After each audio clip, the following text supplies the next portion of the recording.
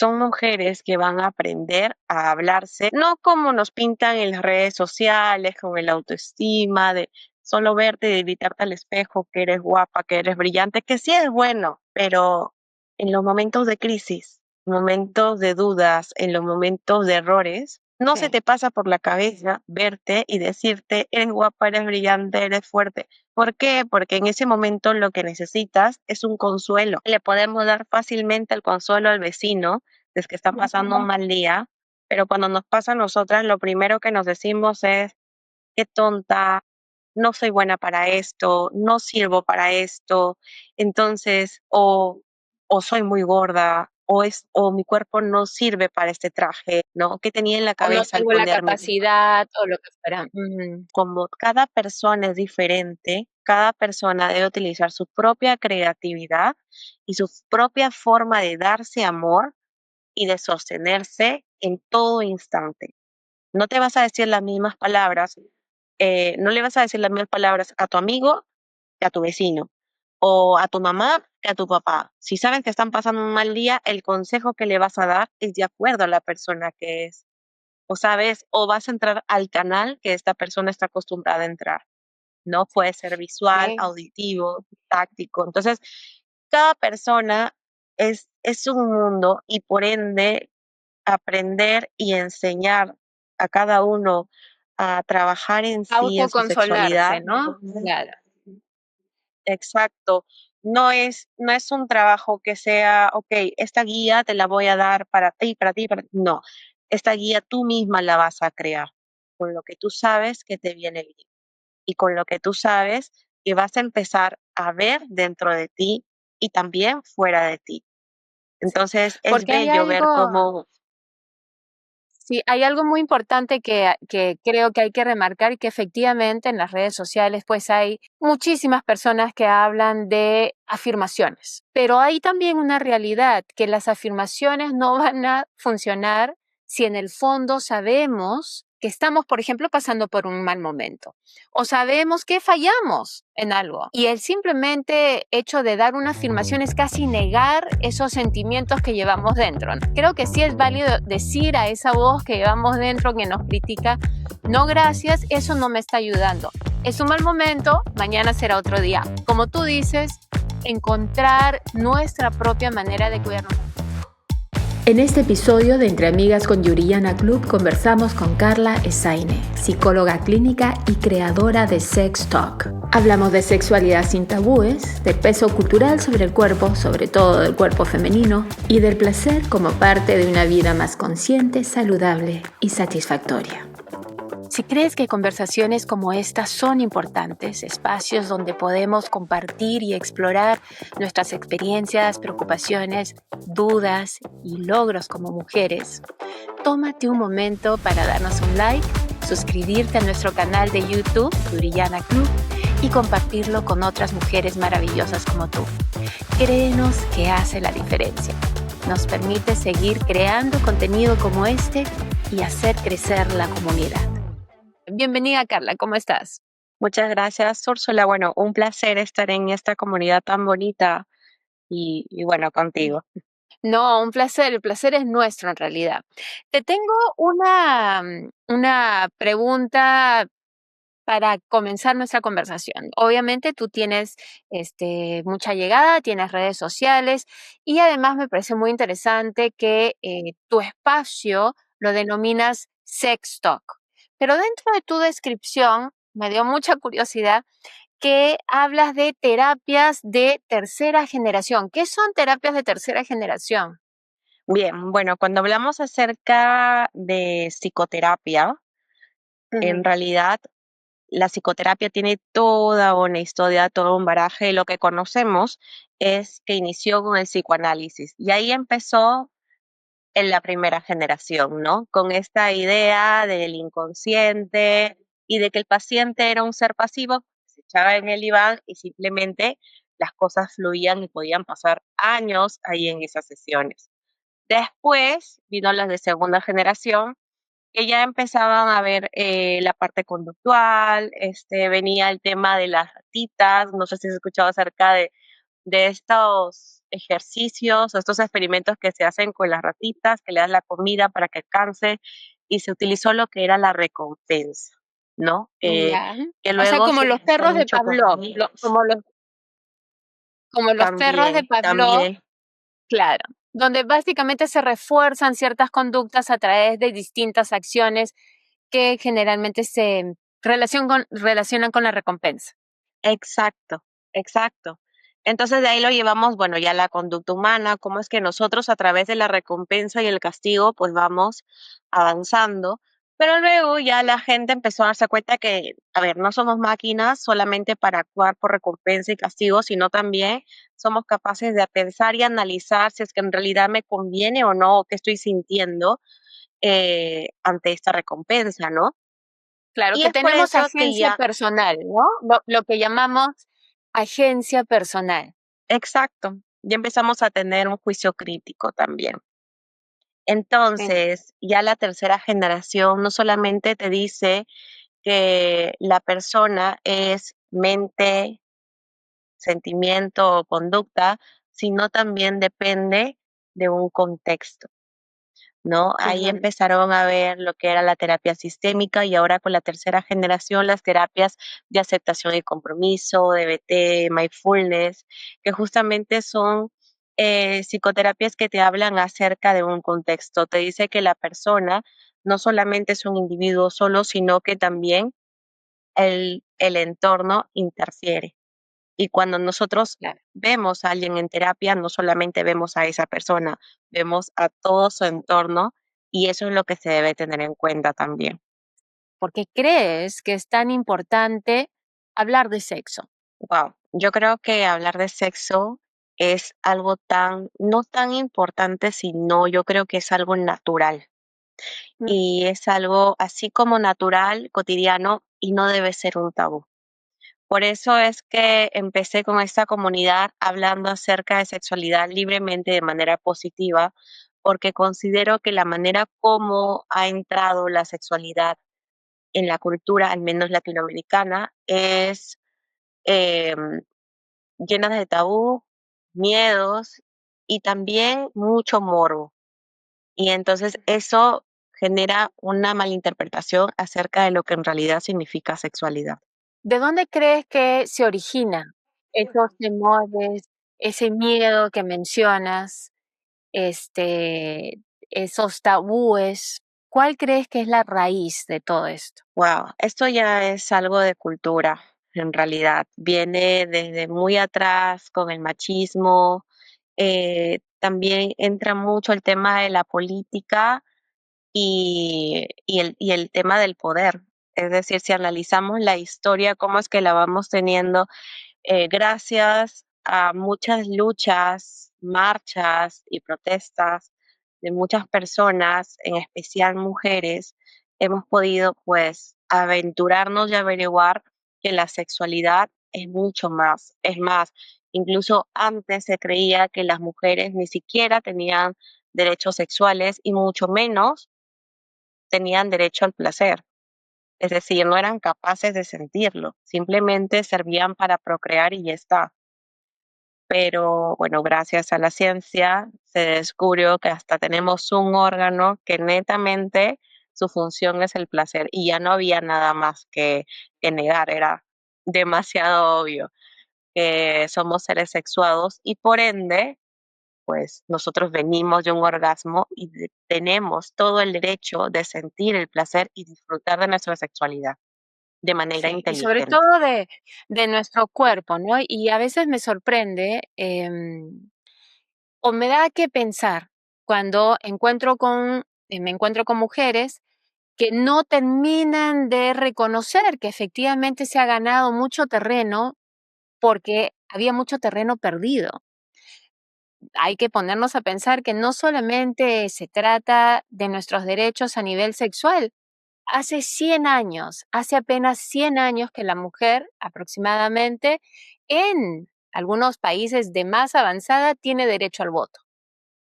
En otros países al día de hoy no lo tiene y es más, en algunos países que también se consideran modernos, el derecho a voto no lleva más de 50 años.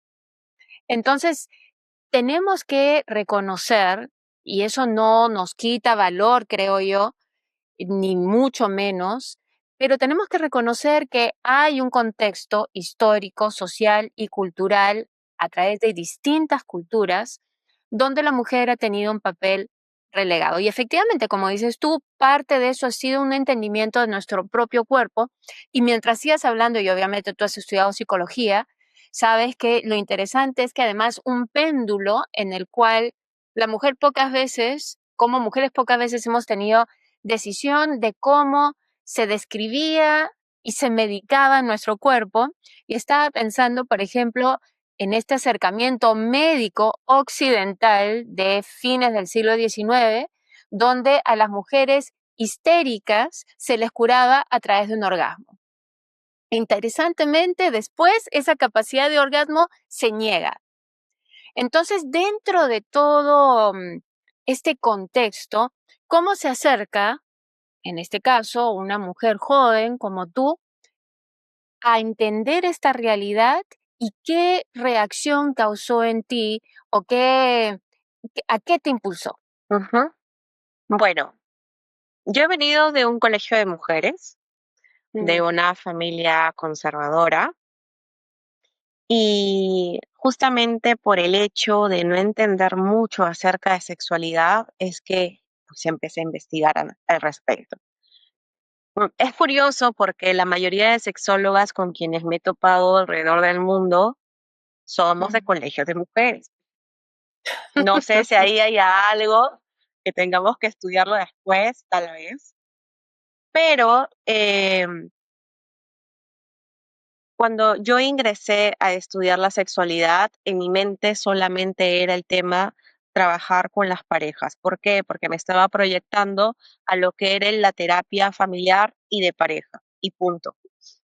Pero cuando me metí al mundo de la sexualidad y descubrí que la sexualidad no solamente es de dos, sino incluso inicia dentro de uno, Claro. fue como toda una bomba y dije, lo primero que en mi cabeza dije, esto tiene que divulgarse, es decir, ¿cuántas mujeres podrían ser rescatadas tan solo con el hecho de saber esto? ¿O cuántos hombres también podrían aliviar este temor o esta presión tan solo con el hecho de conocer una mínima parte de su sexualidad? Ujú. Entonces, eh, fue un descubrimiento que quise compartir en el mundo. Empecé primero en casa y luego, bueno, ya a mi alrededor y poco a poco me di cuenta que cada vez que me tocaban el tema yo era hablaba, hablaba, hablaba sin parar porque era algo que me encantaba. Y bueno, y así es que empezó Sextalk, empezó justamente con una plataforma en donde era una persona que había descubierto la magia de la sexualidad y lo único que quería era compartirlo y que todo el Compartirla. mundo sea capaz de ser consciente de su propia sexualidad. Sí. Y sobre todo normalizarlo, ¿no? Y quiero regresar porque qué interesante desde un punto de vista en realidad personal, lo que dices es que vienes de un colegio de mujeres y que te has encontrado con varias sexólogas que también provienen de un colegio primario, secundario de mujeres. Yo también estuve en un colegio de mujeres y estuve escuchando recientemente en este caso, una actriz que también había ido a colegio de mujeres y a una científica que también había ido a colegio de mujeres y estaban hablando de cuáles eran las situaciones positivas. Y desde mi perspectiva, creo que cuando una mujer está en un ambiente educativo donde solo hay mujeres, ocurre generalmente una de dos cosas o entra dentro de una estructura que responde a las expectativas de una familia muy conservadora, es decir, te pongo en un colegio de mujeres para que te mantengas como una señorita, para que no tengas tentaciones, para que estés en esta cápsula de vidrio intocable, o también sucede que aquellas que de repente no tienen ese contexto tan rígido, familiar, tradicional, etcétera, sin juicio de valor de uno o del otro, creo que lo que encontramos es que encontramos un espacio donde no tenemos que compararnos con roles modelos o ideales masculinos. Entonces ya no hay una comparación de yo supuestamente como mujer no soy buena para las matemáticas, o no soy buena para las ciencias, o no soy analítica, soy más emocional. Ya no, porque finalmente no hay ese comparativo masculino. Y creo que en los colegios de mujeres hay un espacio precisamente para entenderse, conocerse y permitirse ser lo que nos nace. Entonces hay ciertos este, espacios individuales, sin contar el tipo de educación que se pueda dar en la institución, que no se dan, creo yo, siempre en los colegios donde hay no solamente mujeres, sino también hombres. Pero eso me pareció muy interesante y además lo he estado pensando mucho porque también es parte de mi experiencia. Pero volviendo a lo que es Sex Talk, y sí, creo que coincido contigo en la importancia, sobre todo, de normalizar la conversación. ¿Por qué crees tú o cómo definirías tú esa incomodidad que tenemos frente a hablar de algo que es integral de nuestra experiencia como seres humanos, que es la sexualidad? Bueno, yo creo que la incomodidad nace justamente de la educación que hemos recibido en casa.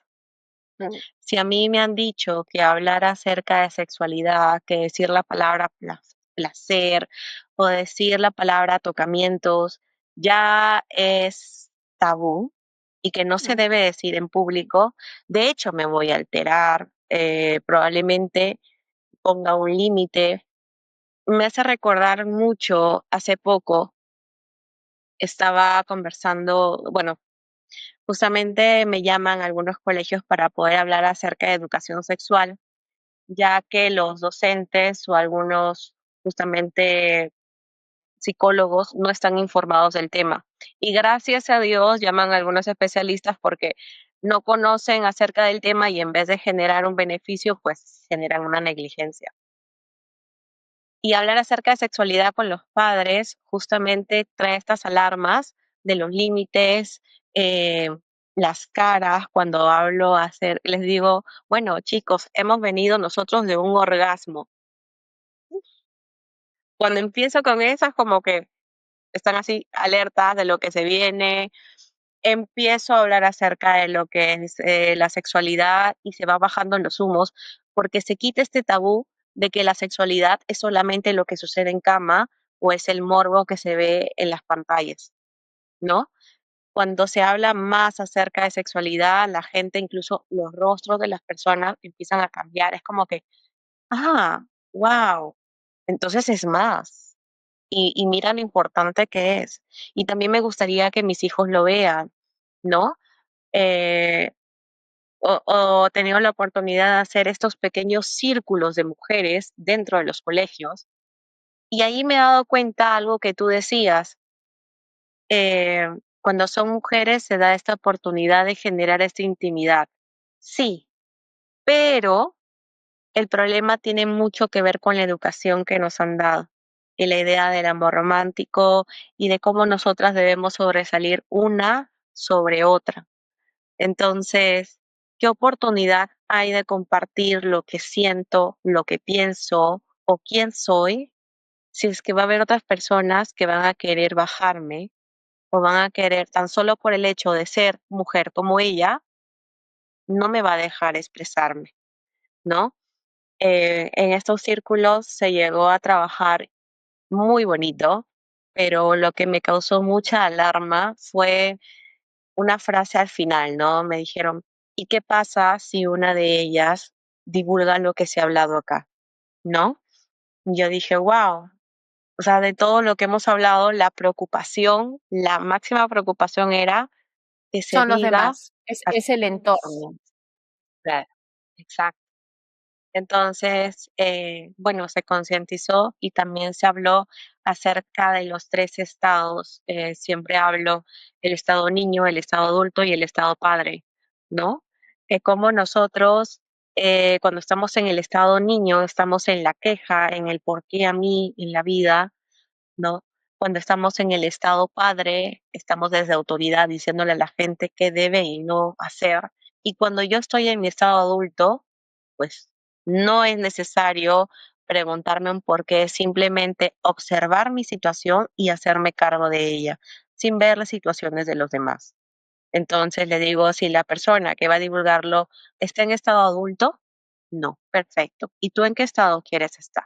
Claro, lo que sucede es que siendo seres sociales, que además dependemos tanto de para la supervivencia, o sea, dependemos tantos unos de otros, desde el punto económico a que tengo que comportarme de cierta manera para mantener mi trabajo, hasta el punto amical, la perspectiva familiar, etcétera. Respondemos a tantas expectativas que no es poco natural, no es extraño, creo yo, que tengamos esas preocupaciones. Pero quería remarcar algo que dijiste y que es efectivamente la educación, y ahí creo que obviamente sé que tú lo incluyes, pero me gustaría resaltar que cuando hablamos de educación no solamente es yo te voy a decir lo que está bien y lo que está mal, es cómo actúo como padre, como amiga, como hermana, etcétera, es cómo actúo frente a ti y es más, mis actitudes, especialmente de padres a hijos, las actitudes que yo enseño frente a ciertas cosas, ¿no? En algún momento hablábamos en otra entrevista con una psicóloga, más bien de niños, y hablábamos acerca del daño en realidad que se hace cuando, por ejemplo, somos incapaces de nombrar partes del cuerpo que son obviamente totalmente tan naturales como la nariz, como los ojos, como el rostro, como las manos, y que nos incomoda tanto nombrarlos por todos estos tabús que tenemos, etcétera, que les ponemos apodos. Entonces, de pronto, los senos se convierten en las chichis o, en fin, o cualquier otro nombre que se nos ocurra. El trasero se convierte en otro sinónimo, usamos otra palabra para no llamar las cosas por su nombre, sea pene, por ejemplo, o vagina. Y ese además se entiende que nombrar esas partes del cuerpo humano es de mal gusto. Y si se entiende que es de mal gusto, es porque implícitamente se está diciendo que hay algo sucio, hay algo que ocultar, hay algo que no debe de tratarse de una manera natural. Entonces, esas son las cosas que me parece que iniciativas como la tuya de Sex Talk verdaderamente confrontan, porque comienza a cambiar nuestra actitud cuando hablamos de algo y se normaliza. Y esto no quiere decir un libertinaje, simplemente que lo vemos como algo normal para de ahí decidir si uno está de acuerdo o no. Estamos dispuestos a tener la conversación. Cuando hacemos eso, elevamos esos temas para que sean dignos de ser hablados, nombrados, y creo que todas las partes de nuestro cuerpo deberían ser respetados en todo aspecto, tanto desde el lenguaje hasta las actitudes y los espacios personales, por ejemplo, que tantas veces se ven violentadas en el caso de las mujeres. Sí, exacto. En realidad, el ponerle un nombre al cuerpo es educación básica y justamente lo que hablábamos desde un inicio, ¿no? Hablar de la sexualidad con esa naturalidad que merece ser hablada, ¿no? Con esa inteligencia también que merece ser desarrollada, porque nosotros, mientras más conocemos acerca de nuestra sexualidad, desde cosas básicas como el nombre del cuerpo, más inteligentes somos al respecto, porque vamos a saber cómo utilizarla, ¿no? Claro. Eh, em, Justamente me hablaste acerca de las reacciones y se me vino a la mente, tengo ahorita un grupo de voluntarios con quienes salimos a las calles una vez al mes a tocar un tema de sexualidad. Y bueno, yo el único requisito que pido para que seas miembro de este equipo es ser valiente. Ser valiente es lo único que necesitas. No necesitas ser psicólogo, profesional, porque toda la educación al final la vamos a brindar nosotros. Es más, el hecho de ingresar al voluntariado ya te da esa capacidad de poder conocer tu sexualidad, hablar abiertamente de ella ¿Y por Mm, qué ser valiente? Porque te iba vas a a preguntar eso encontrar, justo. te vas a encontrar de todo, te vas a encontrar desde gente que ya conoce su sexualidad y gente que está justamente en la educación antigua del tabú, en donde el hecho de escucharte hablar va a generar reacciones desde malas caras hasta insultos. Ah, wow. Entonces, Han tenido sí, casos de agresividad. sí, hemos tenido muchos casos. Lo bueno es que ya nos conocemos, como vamos en equipo ya nos resguardamos. No es algo que la gente lo haga de manera continua o la agresión sea siempre física. Usualmente suelen ser impulsos, insultos en caso que sea una agresión o simplemente malas caras o comentarios al aire, pero son los que más grabamos, es decir, es lo que queremos ver. Queremos que la Justo gente conozca te quién es quién. iba uno, me parece súper interesante que ya me habías contado un poco estas intervenciones que tienes, ¿no? En la comunidad. Y me gustaría que des un ejemplo para que entiendan aquellas que nos están viendo efectivamente a qué tipo de intervenciones sociales nos estamos refiriendo, para que tengan una idea. Antes, y de ahí te quiero preguntar acerca de qué reacciones has visto y qué impacto has visto y qué cambios has visto que producen estos experimentos sociales, por llamarlo de una manera. Cuando hablas de estas intervenciones o estas actividades, no sé si nos puedas dar un ejemplo para tener una idea de qué estamos hablando. Bien, por ejemplo, cada mes los hemos destinado a un tema si es que se celebra o se habla acerca de este, ¿no? Por ejemplo, el 8 de agosto es el día del orgasmo femenino.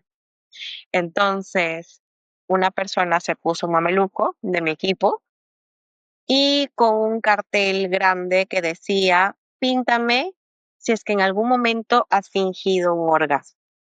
¿Por qué esta frase? Porque justamente este día lo que habla es acerca del derecho del placer, cosas que pocas mujeres conocemos. Entonces, ¿qué educación tenemos? Que el hombre es el único capaz de sentir placer. Por ende, en el acto sexual, pues la mayoría de casos que he tratado y también en encuestas nacionales que he escuchado, la mayoría de mujeres fingen, simplemente para que el acto termine rápido o para que el hombre se satisfaga o creen simplemente que con la eyaculación terminó el acto sexual, cuando en realidad es de dos. Entonces, tomando en cuenta esas cosas, se salió a la calle. Al inicio simplemente eran sonrisas. eh, Cada vez que se llamaba a alguien, pues se le concientizaba al respecto, el por qué era un día internacional y tanta cosa. Y lo curioso es que la mayoría de personas que se interesaban más, o al menos la mayoría de personas que se interesan más por la sexualidad femenina, suelen ser los hombres. Es curioso, pero también es curioso que cuando después hago otra intervención con la sexualidad masculina, como el tamaño importa, que fue otra activación que hicimos para el Día del Hombre, en ese tiempo justamente llevamos un centímetro para ver el promedio. ¿Cuál crees tú que es el promedio, no, de la longitud del pene? Y lo curioso es que los hombres ahí eran los más reacios a hablar acerca de sexualidad. Es decir, con facilidad se les da hablar y conocer la sexualidad femenina, pero justamente cuando se habla de sexualidad masculina, no toques ese tema. Sobre todo es porque es un tema tan tabú, ¿no? Y hay tanta presión. Yo aquí creo que es importante que recordemos que cuando hablamos de la presión o de la falta de conocimiento, los errores, los prejuicios que pueden haber en torno al sexo, no solamente nos impactan como mujeres, impactan tanto a mujeres como hombres, impactan a todos los géneros en realidad. Y en ese sentido, no me sorprende a mí, la verdad, para nada, de que los hombres se hayan interesado en temas de, por ejemplo, si una mujer finge o no finge el orgasmo. Porque otro motivo por el cual las mujeres fingen el orgasmo, o que muchas veces no dicen lo que les gusta, o no dicen cómo les gustaría que su pareja las haga sentir, etcétera, es porque el sexo, que muchas veces se toma como un performance, ¿no? Como una actuación donde hay que poner nota, a la persona que se le pone la nota no es necesariamente a la mujer. La mujer es receptiva, supuestamente. El hombre es el activo, ¿no? La mujer tiene un rol más pasivo. Sin embargo, la mujer teniendo un rol más pasivo sirve también de vara de medición para qué tan bueno es este actor en el ámbito sexual. El orgasmo muchas veces termina siendo como un mini diploma de muy bien, la hiciste muy bien, sabes ser un buen amante, aquí está tu diploma, acá está tu medalla, ese es el orgasmo, mal entendido en una pareja. Porque el orgasmo no debería ser un reconocimiento a qué bien has actuado y qué bien has cumplido tu rol de amante. Idealmente el orgasmo debería ser de ambas partes un momento de encuentro, creo yo, ¿no? Un momento de placer, satisfacción, intimidad, etcétera. Pero bueno, eso creo, entonces no me sorprende que los hombres hayan estado interesados en saber, uno, en este esquema de medallas y de darles crédito por sus grandes actuaciones sexuales, qué es lo que pensaban en realidad las mujeres y cuántas veces les dan una medalla de oro y cuántas veces le están dando una medalla de plástico, por decirlo de alguna manera. La contraparte, obviamente, si estás hablando del tamaño del pene, que además me parece algo tan cruel de nuestra sociedad, porque ¿qué puede hacer un hombre? Aparte de que le vendan pues 800,000 remedios o que tenga que pasar por una cirugía, ¿qué puede hacer el hombre en cuanto a la forma de su cuerpo? Que viene a ser de alguna manera tan injusto cuando hablan también sobre el cuerpo de la mujer. ¿Y cuántas mujeres pasan por el bisturí, se cortan, se merman, se cambian por estereotipos y estándares de belleza que son totalmente arbitrarios, que cambian con el tiempo? En algún momento creo que van a ser, por ejemplo, senos que sean pegables, que puedas poner y sacar, porque cada década va cambiando. O tienes que tener senos grandes, a los siguientes 10 años no puedes tener senos, después de 10 años otra vez. Entonces, no puedes, pues, porque para comenzar, cada operación te va a salir carísima, o sea, imposible. Entonces, esos ideales, además de afectarnos el bolsillo, van afectando nuestra autoestima. En el caso de los hombres, sí me parece también muy cruel que haya esa idea en torno al tamaño del pene. ¿Qué reacción encontraste en cuanto a las mujeres? ¿Hubo mujeres que se relacionaron con esa temática? Hubo hombres y mujeres que en realidad en ambos sexos lo que se encontró fue una desinformación acerca del tamaño del pene. Es decir, justamente era la meta de esta activación, el hecho de normalizar el tamaño del pene promedio peruano en este caso. Ujú. ¿Por qué? Porque el concepto que nosotros tenemos de sexualidad es lo que vemos en redes sociales. ¿Y qué es lo O que lo nos que vemos muestra en en redes pornografía, sociales? ¿no? En O el en caso de los hombres, pornografía. pornografía, que pueden agarrar en la internet o lo que fuera, pero son pues, obviamente son actores a los cuales contratan porque tienen pues una hipersexualización de los órganos, ¿no? Exacto. Y no solamente eso, sino también la forma como está ubicada la cámara. Y son diferentes aspectos que lo que hacen es distorsionar la idea que tenemos en realidad de sexualidad, ¿no? Y de lo que debe ser en la sexualidad en sí. Yo recuerdo que hubo una campaña hace unos años que hablaba acerca de cuerpos reales y me Ujú. encantó porque es una campaña que creo que empieza ya en verano, la activan y después la desactivan y no entiendo por qué la desactivan, pero pero siento que el hecho de hablar de cuerpos reales, de lo Ujú, que es normal, de lo que es real, ayuda un montón, en especial ahora que las redes sociales nos invaden demasiado con las imágenes de las expectativas que hay, que nos hacen sí, sentir inseguras y en algún momento hasta inadecuadas sí. para el mundo, ¿no? Y se genera pues estas distorsiones cognitivas que te hacen pensar que lo que estás haciendo o la forma incluso cómo te ves no es la correcta. Sí. Justamente estaba pensando sobre eso ayer, porque estaba viendo redes sociales y he notado que cada vez hay más mujeres, sobre todo asiáticas, que han pasado por tal nivel de cirugía plástica que ya no parecen humanas, sino más bien parecen personajes de manga, personajes de caricatura. Y es interesante cómo nuestros ideales de belleza ahora ya ni siquiera están dentro del ámbito animal, natural, sino que estamos tratando de emular cosas que son el producto de un diseñador gráfico que inventó una figura humanoide, ni siquiera humana, y que además no tiene vida.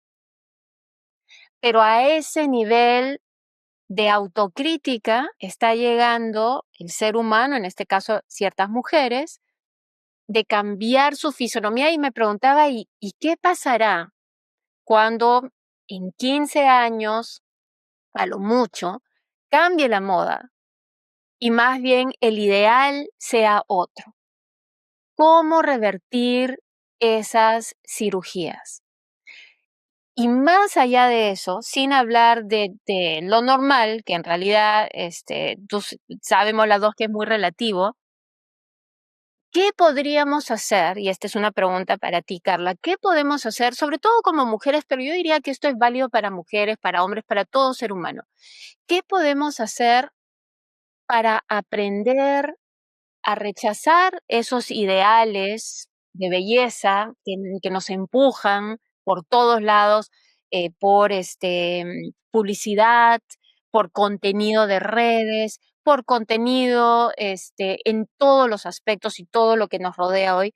¿Qué podemos hacer por comenzar a apreciar paso a paso el cuerpo que tenemos? El cuerpo que nos permite apreciar la vida y sin el cual no existiríamos. Bueno, pues es un trabajo difícil porque todo ese proceso que has tenido en las redes sociales no ha venido de la noche a la mañana, es algo que has estado alimentando todos los días, una y otra vez, con una notificación, con una imagen. Y sería una reeducación de la sexualidad, de tu sexualidad, ¿no? Empezar desde adentro, empezar a verte, dejar de ver afuera y empezar en realidad a ver lo que está dentro tuyo. Em, Cuando yo trabajo generalmente me llegan también adultas, no sé por qué, tengo a 2 grupos, las adultas que quieren el cuerpo de una Kardashian y mis adolescentes que quieren el cuerpo de una coreana. Mm. No son cuerpos reales, definitivamente, no son cuerpos Ninguno de que los dos. Es más, la Kardashian no nació con el cuerpo que tiene, ninguna de ellas. De repente, una un poco más que las demás, pero todas han pasado por el quirófano y por el lado de esta belleza sudcoreana tampoco. igual, así Entonces, sea qué natural, interesante. ujú, así Y sea así sea natural, es natural, de ella. sería otra persona, es un cuerpo ajeno.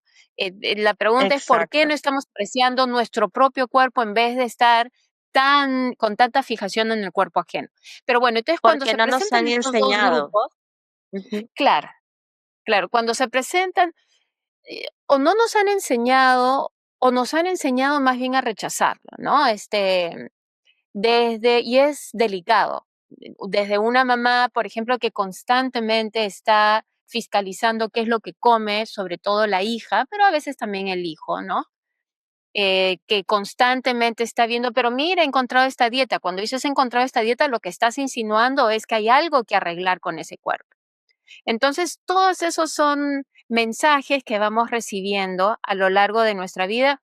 Y yo diría nuevamente, no solamente son las redes sociales, es incluso en las interacciones que tenemos cotidianas con las personas que nos rodean. Entonces, sí, es ir contracorriente, decir, aprecio mi cuerpo. Porque el amor en realidad no es más que aprecio, apreciar, mirar, este, experimentar. Pero cuando te encuentras con estas dos mujeres distintas, de distintas edades, la que desea ser la Kardashian y la que desea ser la sudcoreana, ¿qué les dices? ¿Cómo trabajas eso? Bueno, primero se trabaja de acuerdo a cada uno, porque no con Mm, todas se trabaja igual. Hay mujeres mucho más emocionales, otras más cognitivas y otras más conductuales. Pero a lo que voy y el por qué no se le ha enseñado es porque sí. a nadie se le ha enseñado siquiera a abrazarse, siquiera a conversar con una misma, siquiera Ujú. a tocar sus piernas. Es como que, oye, ¿alguna vez has tocado tus piernas y las has visto de manera minuciosa y les has agradecido al respecto? O sea, son cosas que no nos han enseñado en casa porque ni por aquí se nos pasa, ¿no? Claro. Justamente este domingo tengo un círculo de mujeres que es el de la autocompasión, que es el arte de sostenerme. Imagínate, son mujeres que van a aprender a hablarse, no como nos pintan en las redes sociales, con el autoestima, de solo verte y gritarte al espejo que eres guapa, que eres brillante, que sí es bueno, pero en los momentos de crisis, en los momentos de dudas, en los momentos de errores, no se Sí. te pasa por la cabeza verte y decirte, eres guapa, eres brillante, eres fuerte. ¿Por qué? Porque en ese momento lo que necesitas es un consuelo. Le podemos dar fácilmente el consuelo al vecino, es que está pasando un mal día, pero cuando nos pasa a nosotras, lo primero que nos decimos es, qué tonta, no soy buena para esto, no sirvo para esto, entonces, o soy muy gorda, o mi cuerpo no sirve para este traje, ¿no? ¿Qué tenía en la O no cabeza al tengo la ponerme? capacidad o lo que fuera. Sí, claro, Exacto. claro. Entonces, desde justamente este círculo se llama el arte de sostenerme, porque siento que como cada persona es diferente, pues cada persona debe utilizar su propia creatividad y su propia forma de darse amor y de sostenerse en todo instante. No te vas a Qué decir las lindo. mismas palabras, no Claro, le vas a decir las mismas palabras a tu amigo que a tu vecino, o a sí, tu mamá que a tu papá. Si sabes que están pasando un mal día, el consejo que le vas a dar es de acuerdo a la persona que es.